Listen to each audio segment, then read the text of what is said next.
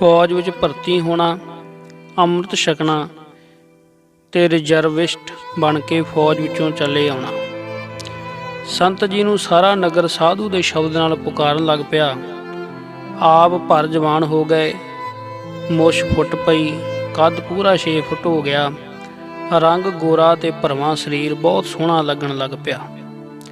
ਘਰ ਦਾ ਕੰਮਕਾਰ ਥੋੜ੍ਹਾ ਕਰਦੇ ਪਰ ਜ਼ਿਆਦਾ ਸਮਾਂ ਭਜਨ ਤੇ ਸਾਧ ਸੰਤ ਦੀ ਸੇਵਾ ਲਈ ਲਾਉਂਦੇ। ਇੱਕ ਦਿਨ ਅੰਮ੍ਰਿਤ ਵੇਲੇ ਹੀ ਆਪਣੀ ਮਾਤਾ ਜੀ ਦੇ ਚਰਨ ਫੜ ਕੇ ਕੋਲ ਬੈਠ ਗਏ ਤੇ ਨਿਮਰਤਾ ਸਹਿਤ ਬੇਨਤੀ ਕੀਤੀ, ਮਾਤਾ ਜੀ ਮੈਨੂੰ ਆਗਿਆ ਦਿਓ ਕਿ ਮੈਂ ਫੌਜ ਵਿੱਚ ਭਰਤੀ ਹੋ ਜਾਵਾਂ।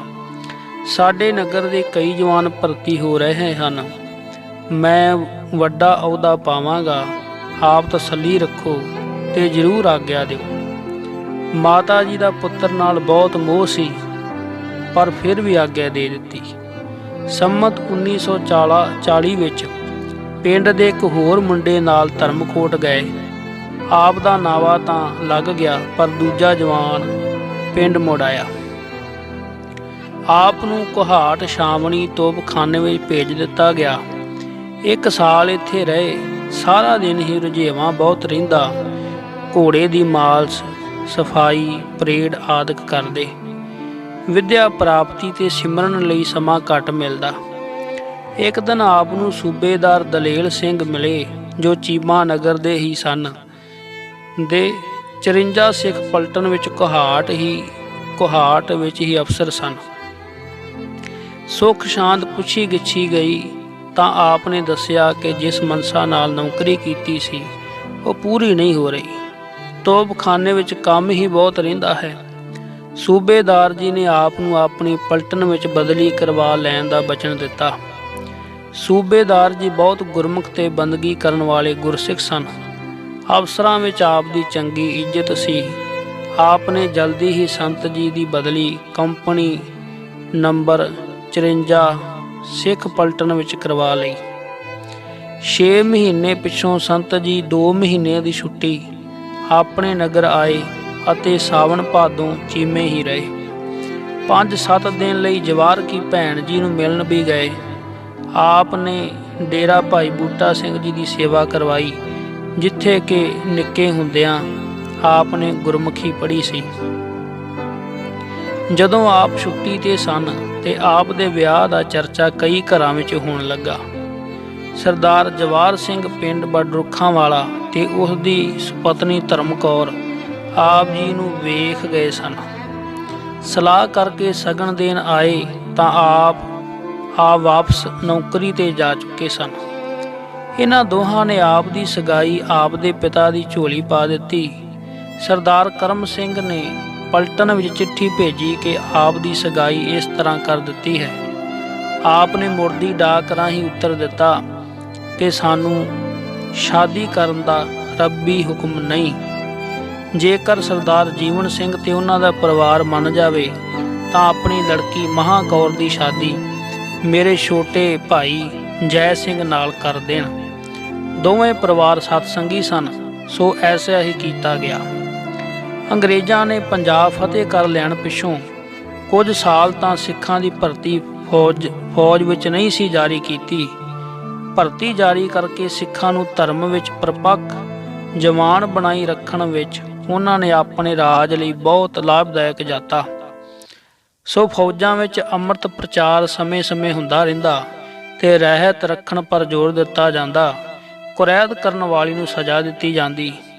ਉਸ ਸਮੇਂ ਫੌਜ ਵਿੱਚ ਅੰਮ੍ਰਿਤ ਛਕਾਉਣ ਦੀ ਮਹਾਨ ਸੇਵਾ ਸਿੱਖ ਪੰਥ ਦੇ ਪ੍ਰਸਿੱਧ ਕਥਾਕਾਰ ਗਿਆਨੀ ਠਾਕੁਰ ਸਿੰਘ ਜੀ ਅੰਮ੍ਰਿਤਸਰ ਵਾਲੇ ਕਰਿਆ ਕਰਦੇ ਸਨ। ਗਿਆਨੀ ਜੀ ਕੁਹਾਟ ਛਾਵਣੀ ਆਏ ਤੇ 54 ਸਿੱਖ ਪਲਟਨ ਵਿੱਚ ਵੀ ਬਹੁਤ ਸਾਰੇ ਜਵਾਨਾਂ ਨੂੰ ਅੰਮ੍ਰਿਤ ਛਕਾਇਆ। ਜਵਾਨ ਤਾਂ ਕੇਸੀ ਇਸ਼ਨਾਨ ਕਰਕੇ ਸਾਰੇ ਕਕਾਰ ਸਜਾ ਕੇ ਫੌਜੀ ਗੁਰਦੁਆਰਾ ਸਾਹਿਬ ਵਿੱਚ ਹਾਜ਼ਰ ਹੋ ਗਏ। ਆਪ ਜੀ ਨਾਲ ਭਾਈ ਜੋਧ ਸਿੰਘ ਜੀ ਗ੍ਰੰਥੀ, ਸੂਬੇਦਾਰ ਦਲੇਲ ਸਿੰਘ ਜੀ, ਹਵਾਲਦਾਰ ਹੀਰਾ ਸਿੰਘ ਜੀ ਪਲਟਨ ਵਿੱਚੋਂ ਤਿਆਰ ਹੋ ਕੇ ਪੁੱਜ ਗਏ। ਪੰਜਵੇਂ ਪਿਆਰੇ ਦੀ ਭਾਲ ਵਿੱਚ ਸਨ ਕਿ ਇੱਕ ਬਹੁਤ ਦੀਦਾਰੀ ਨਿਹੰਗ ਸਿੰਘ ਜੀ ਨੇ ਗੁਰਦੁਆਰੇ ਆ ਫਤਿਹ ਗਜਾਈ। ਗਿਆਨੀ ਠਾਕੁਰ ਸਿੰਘ ਜੀ ਨੇ ਬੇਨਤੀ ਕੀਤੀ ਕਿ ਆਪ ਸਾਡੇ ਨਾਲ ਅੰਮ੍ਰਿਤ ਪ੍ਰਚਾਰ ਲਈ ਤਿਆਰ ਹੋਣ ਦੀ ਕਿਰਪਾ ਕਰੋ। ਆਪ ਨੇ ਭਲੇ ਵੇਲੇ ਦੀਦਾਰ ਦਿੱਤੇ ਹਨ। ਨਿਹੰਗ ਸਿੰਘ ਜੀ ਨੇ ਗੱਜ ਕੇ ਕਿਹਾ, ਖਾਲਸਾ। ਸਤਿਗੁਰੂ ਕਲਗੀਆਂ ਵਾਲੇ ਦੇ ਹੁਕਮ ਵਿੱਚ ਇਸੇ ਕਾਰਜ ਲਈ ਕਮਰ ਕੱਸਾ ਕਰਕੇ ਆਇਆ ਹੈ। ਗ੍ਰੰਥੀ ਜੋਧ ਸਿੰਘ ਜੀ ਨੇ ਸਭ ਅੰਮ੍ਰਿਤ ਅਬਲਾਖੀਆਂ ਨੂੰ ਦਿਲ ਵਿੱਚ ਵਾਹਿਗੁਰੂ ਵਾਹਿਗੁਰੂ ਵਾਹਿਗੁਰੂ ਵਾਹਿਗੁਰੂ ਦਾ ਜਾਪ ਕਰਦੇ ਰਹਿਣ ਲਈ ਹੁਕਮ ਕੀਤਾ ਤੇ ਸਾਰੇ ਪਿਆਰਿਆਂ ਦੀ ਸੁਧਾਈ ਕਰਕੇ ਅਰਦਾਸ ਕੀਤੀ ਕਿ ਹੇ ਸੱਚੇ ਪਾਤਸ਼ਾਹ, ਆਪਣੀ ਕਲਾ ਦੁਆਰਾ ਜੋ ਭੁਜੰਗੀ ਆਪ ਦੀ ਦਰਗਾਹ ਵਿੱਚ ਅੰਮ੍ਰਿਤ ਦੀ ਦਾਤ ਲਈ ਹਾਜ਼ਰ ਹੋਏ ਹਨ, ਇਹਨਾਂ ਦੇ ਹਿਰਦੇ ਵਿੱਚ ਪ੍ਰੇਮ ਰਸ, ਵੀਰ ਰਸ, ਨਾਮ ਰਸ ਸਿੰਚਣਾ ਤੇ ਸਿੱਖੀ ਕੇਸਾਂ ਸਵਾਸਾਂ ਸੰਗ ਨਿਭਾਉਣੀ। ਮਰਿਆਦਾ ਅਨੁਸਾਰ ਅੰਮ੍ਰਿਤ ਦਾ ਬਾਟਾ ਤਿਆਰ ਹੋ ਜਾਣ ਪਰ ਸਭ ਨੂੰ ਅੰਮ੍ਰਿਤ ਛਕਾਇਆ ਗਿਆ। ਰਹਿਤ ਦੱਸੀ ਗਈ। 4 ਵੱਡੀਆਂ ਕੁਰੈਤਾਂ ਤੋਂ ਬਚਣ ਲਈ ਤਾਕੀਦ ਕੀਤੀ। ਕੜਾਹ ਪ੍ਰਸ਼ਾਦ ਵਰਤਿਆ। ਨਿਹੰਗ ਸਿੰਘ ਜੀ ਪ੍ਰਸ਼ਾਦ ਲੈ ਕੇ ਹਰਨ ਹੋ ਗਏ। ਹੋਰ ਤਾਂ ਸਭ ਆਪੋ ਆਪਣੀਆਂ ਕੰਪਨੀਆਂ ਵਿੱਚ ਚਲੇ ਗਏ, ਪਰ ਸੰਤ ਜੀ ਗੁਰਦੁਆਰਾ ਸਾਹਿਬ ਹੀ ਗ੍ਰੰਥੀ ਸਿੰਘ ਜੀ ਦੀ ਸੇਵਾ ਲਈ ਟਿਕ ਗਏ। ਸੂਬੇਦਾਰ ਦਲੇਰ ਸਿੰਘ ਜੀ ਨੇ ਆਪ ਦਾ ਪਹਿਰਾ ਮੁਆਫ ਕਰਵਾ ਦਿੱਤਾ ਤੇ ਆਪ ਜੀ ਗੁਰਦੁਆਰਾ ਸਾਹਿਬ ਵਿੱਚ ਸੇਵਕ ਦੇ ਤੌਰ ਪਰ ਸੇਵਾ ਕਰਦੇ ਰਹੇ। ਫੌਜੀ ਕੰਮ ਦੀ ਸਿਖਲਾਈ ਵਿੱਚ ਆਪ ਨਿਪੁੰਨ ਹੋ ਚੁੱਕੇ ਸਨ। ਆਪ ਚਾਂਦਮਾਰੀ ਵਿੱਚ ਸਾਰੀ ਫੌਜ ਵਿੱਚੋਂ ਚੰਗੇ ਰਹਿੰਦੇ। ਆਪ ਦੀ ਗੋਲੀ ਸਦਾ ਗੁਲਜੜੀ ਠੀਕ ਨਿਸ਼ਾਨੇ ਪਰ ਲੱਗਦੀ। ਸਵੇਰੇ ਪਰੇਡ ਘਰ ਆਉਂਦੇ ਤੇ ਸਾਰਾ ਦਿਨ ਗੁਰਦੁਆਰਾ ਸਾਹਿਬ ਵਿੱਚ ਝਾੜੂ ਦੇਣਾ, ਦਰੀਆਂ ਝਾੜਨੀਆਂ, ਗ੍ਰੰਥੀ ਸਿੰਘ ਲਈ ਪ੍ਰਸ਼ਾਦਾ ਤਿਆਰ ਕਰਨਾ ਆਦਿਕ ਡਿਊਟੀਆਂ ਲਗਨ ਨਾਲ ਕਰਦੇ ਸਨ। ਦੁਪਹਿਰ ਨੂੰ ਵਿਦਿਆ ਪੜ੍ਹਦੇ ਤੇ ਗੁਰੂ ਮਹਾਰਾਜ ਜੀ ਦਾ ਪਾਠ ਕਰਦੇ ਰਹਿੰਦੇ। ਰਾਤ ਨੂੰ ਗ੍ਰੰਥੀ ਸਿੰਘ ਜੀ ਦੀ ਹਰ ਤਰ੍ਹਾਂ ਸੇਵਾ ਕਰਦੇ। 9 ਵਜੇ ਬਰਾਤ ਜਾਂਦੇ ਤੇ ਸਵੇਰੇ 2 ਵਜੇ ਉੱਠ ਕੇ ਇਸ਼ਨਾਨ ਕਰਕੇ ਸਿਮਰਨ ਲਈ ਬੈਠ ਜਾਂਦੇ। ਜਲਦੀ ਹੀ ਸਾਰੀ ਫੌਜ ਵਿੱਚ ਆਪ ਨੂੰ ਸਭ ਸਾਧੂ ਦੇ ਨਾਮ ਨਾਲ ਯਾਦ ਕਰਨ ਲੱਗ ਪਏ। ਫਰਵਰੀ 1888 ਵਿੱਚ 54 ਪਲਟਨ ਦੀ ਬਦਲੀ ਕੋਹਾਟ ਤੋਂ ਡੇਰਾ ਗਾਜੀ ਖਾਨ ਹੋ ਗਈ। ਪਲਟਨ ਤਾਂ ਕੋਹਾਟ ਬਨੂ ਦੀ ਸੜਕ ਰਸਤੇ ਪੈਦਲ ਪੜਾ ਕਰਦੀ ਕਰਦੀ ਡੇਰਾ ਗਾਜੀ ਖਾਨ ਵਿੱਚ ਪੁੱਜੀ। ਪਲਟਨ ਦੇ ਸ੍ਰੀ ਗੁਰੂ ਗ੍ਰੰਥ ਸਾਹਿਬ ਗ੍ਰੰਥੀ ਜੀ 60 ਜਨਾਨੀਆਂ ਤੇ ਬੱਚੇ ਪਹਿਰੇ ਵਿੱਚ ਖੁਸ਼ਹਾਲ ਗੜ੍ਹ ਤੋਂ ਗਾਜੀ ਘਾਟ ਵਿੱਚ ਕਿਸ਼ਤੀਆਂ ਵਿੱਚ ਤੁਰੇ। ਸੰਤ ਜੀ ਭਾਈ ਜੋਧ ਸਿੰਘ ਜੀ ਗ੍ਰੰਥੀ ਦੇ ਅਰਦਲੀ ਨਾਲ ਹੀ ਸਨ। ਕਿਸ਼ਤੀਆਂ ਦਰਿਆ ਕੰਢੇ ਰੁੱਖਾਂ ਨਾਲ ਸ਼ਾਮ ਨੂੰ ਬੰਨ੍ਹ ਦਿੱਤੀਆਂ ਜਾਂਦੀਆਂ। ਸੰਤ ਜੀ ਗ੍ਰੰਥੀ ਜੀ ਨੂੰ ਪ੍ਰਸ਼ਾਦਾ ਤਿਆਰ ਕਰਕੇ ਛਕਾਉਂਦੇ ਤੇ ਆਪ ਛਕ ਕੇ ਸਾਰੀ ਰਾਤ ਦਰਿਆ ਕੰਢੇ ਬੈਠ ਕੇ ਭਜਨ ਕਰਦੇ ਰਹਿੰਦੇ। ਗ੍ਰੰਥੀ ਜੀ ਵੀ ਬਹੁਤ ਭਜਨੀਕ ਸਨ। ਕਈ ਘੰਟੇ ਅਡੋਲ ਧਿਆਨ ਵਿੱਚ ਮਗਨ ਬੈਠੇ ਰਹਿੰਦੇ। ਉਦੋਂ ਚਿਹਰੇ ਪਰ ਇੱਕ ਖਾਸ ਖੜਾਓ ਹੁੰਦਾ। ਇੱਕ ਦਿਨ ਸੰਤ ਜੀ ਨੇ ਪੁੱਛਿਆ, ਬਾਬਾ ਜੀ ਆਪ ਇੰਨਾ ਚਿਰ ਕਿੱਥੇ ਜਾਂਦੇ ਹੋ? ਭਾਈ ਸਾਹਿਬ ਜੀ ਨੇ ਉੱਤਰ ਦਿੱਤਾ ਕਿ ਅਸੀਂ ਆਪਣੇ ਦੇਸ਼ ਜਾਂਦੇ ਹਾਂ। ਸੰਤ ਜੀ ਨੇ ਹੱਥ ਜੋੜ ਕੇ ਬਾਬਾ ਜੀ ਨੂੰ ਬੇਨਤੀ ਕੀਤੀ, ਦਾਸ ਤੇ ਵੀ ਕਿਰਪਾ ਕਰੋ ਤੇ ਪੂਰੀ ਜੁਗਤ ਦੱਸੋ। ਬਾਬਾ ਜੀ ਸੰਤ ਜੀ ਦੀ ਸੇਵਾ ਤੋਂ ਪ੍ਰਸੰਨ ਸਨ ਤੇ ਇਸ ਸਮੇਂ ਦੀ ਉਡੀਕ ਵਿੱਚ ਸਨ। ਬੜੇ ਪ੍ਰੇਮ ਨਾਲ ਸਮਝਾਇਆ ਕਿ ਸ਼ਬਦ ਭਾਵ ਗੁਰ ਮੰਤਰ ਦੇ ਆਸਰੇ ਹੀ ਪੌੜੀ ਸੁਰਤ ਸ਼ਬਦ ਵਿੱਚ ਲਿਵ ਲੀਨ ਕਰੀਦੀ ਹੈ। ਫਿਰ ਜਗਿਆਸੂ ਨੂੰ ਦੇਹ ਭੁੱਲ ਜਾਂਦੀ ਹੈ ਤੇ ਇਸ ਤੋਂ ਪਰੇ ਹੋ ਕੇ ਸਾਖੀ ਦੇ ਸਰੂਪ ਵਿੱਚ ਮਗਨ ਹੋ ਜਾਈਦਾ ਹੈ। ਅਭਿਆਸ ਕਰਦਿਆਂ ਧਿਆਨ ਸਦਾ ਗੁਰਮੰਤਰ ਦੇ ਸਰੂਪ ਜਾਂ ਸਤਿਗੁਰੂ ਨਾਨਕ ਗੁਰੂ ਗੋਬਿੰਦ ਸਿੰਘ ਜੀ ਮਹਾਰਾਜ ਦੇ ਚਰਨਾਂ ਵਿੱਚ ਰੱਖੀਦਾ ਹੈ। ਫਿਰ ਬਾਬਾ ਜੀ ਨੇ ਸੰਤ ਜੀ ਨੂੰ 4 ਪੌੜੀਆਂ ਅਭਿਆਸ ਦੀਆਂ ਖੋਲ੍ਹ ਕੇ ਸਮਝਾਈਆਂ।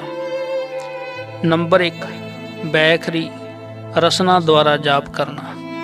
ਨੰਬਰ 2 ਮਧਮਾ ਜੀਭ ਦੀ ਟੀਸੀ ਹਿੱਲੇ ਹੋਰ ਮੂੰਹ ਨਾ ਹਿੱਲੇ। ਨੰਬਰ 3 ਬਸੰਤੀ ਸਵਾਸ ਦੁਆਰਾ ਜਾਪ ਕਰਨਾ।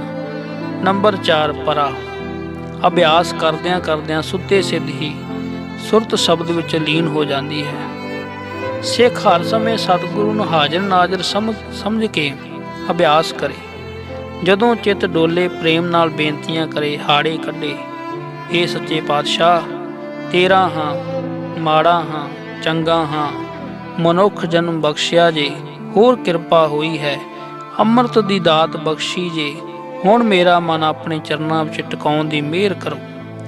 ਮਾਘ 1944 ਬਿਕਰਮੀ ਵਿੱਚ ਸੰਤ ਜੀ ਦੇ ਪਿਤਾ ਕਰਮ ਸਿੰਘ ਜੀ ਚੜ੍ਹਾਈ ਕਰ ਗਏ। ਪਿੰਡ ਤੋਂ ਚਿੱਠੀ ਆਈ ਤਾਂ ਉੱਤਰ ਦਿੱਤਾ ਕਿ ਘਰ ਆਵਾਂਗਾ।